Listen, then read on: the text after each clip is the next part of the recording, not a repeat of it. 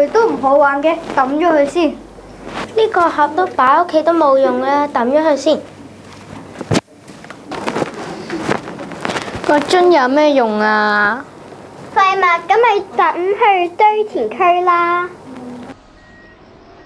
當年政府定下目標，要藉住減少廢物綱要計劃，將送去堆填區嘅都市固體廢物由1998年嘅457萬公噸，10年內減少40%，堆填區亦都估計可以用到2019年。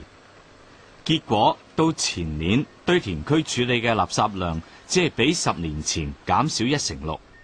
政府計劃中嘅焚化爐每日只能夠處理3000公噸垃圾，所以減廢仍然係第一步。好臭啊！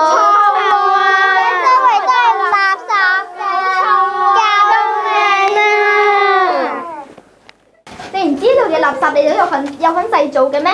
堆填區差唔多填滿啦，啲垃圾冇位放啦。究竟我哋應該點樣處理我哋製造嘅垃圾呢？不如各位同學諗下啦。